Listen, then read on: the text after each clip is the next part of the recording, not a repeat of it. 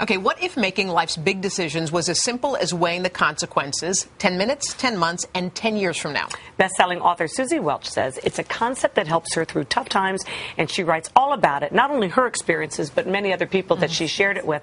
In 10-10-10, a life-transforming idea.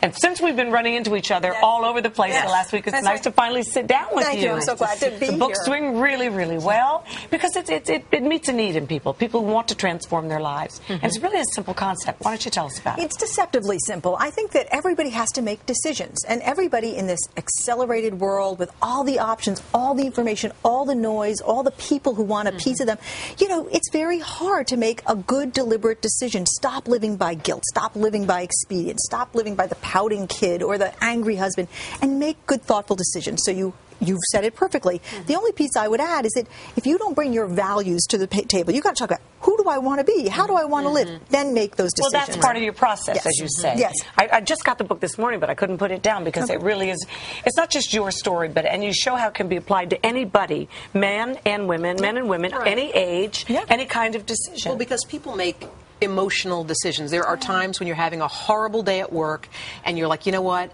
I can't stand this anymore. And a lot of people make decisions like that, but it's hard, even if you read the book, to realize, okay, take a breath, right? Or they let the decisions happen to them instead of making the decisions happen for them. Sometimes we decide by not deciding, and that's no good either if you want to make a life of your own. So you think you can create your own future? You can. I mean, some things are not in our control, obviously, but you can certainly come closer to creating the life you want, decision by decision. But if it's 10 months, 10 minutes, 10 months, 10 years, 10 years from now, like if I were deciding on whether years ago I was going to take the job at NBC, I wouldn't know what was going to happen 10 years from now. That's exactly the point. I mean, you got to look that far out and say, when all is said and done, what life do I want to be creating? And you can judge what that's going to be in 10 years. Will this decision get me further along the path? Is it getting me closer to the life I've dreamt of creating for myself? So you're right. You don't know a lot, and that's why it's in the equation. You know about the immediate. Right. You can begin to visualize the middle, and then that life far off, that's really you asking, what is the life I want to create for myself? You also read a great deal in it about how difficult it is for mothers.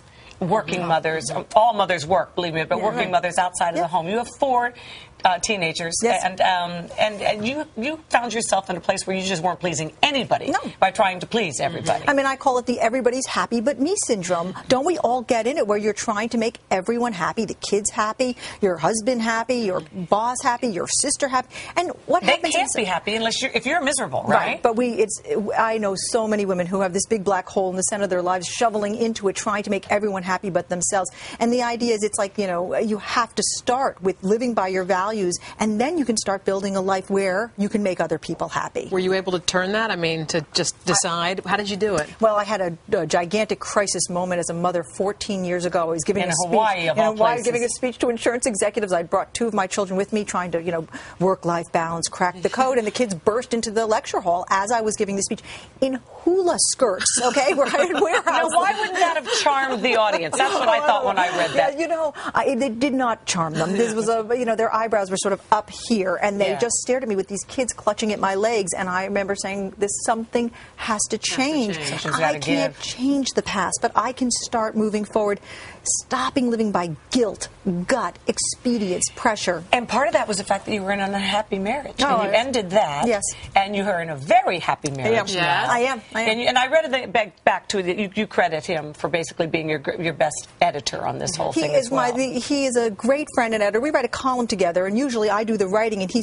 does the editing. But when this book happened, I did the writing and he did the editing in a way that was just a partnership that you can't imagine. Well, it's pretty smart. Well, what people may not know about you is you are a Twitterer. Yes. What's your SUZY WELCH? I just tweet under my own name. You tweet about everything. I do. I thought, when I started off tweeting, I said, I want to understand this thing. I don't get it. Yeah. So I just started tweeting what was going on in my life, really. And I found that I have built this, I call them my Twitter family. I love my fellow Twitterers. You're going to get a big group after this show. Right. I'm just guessing. Great to see you. Thank you so much. Husband of yours. Thank you so much. The book is 10-10-10, A Life Transforming Idea.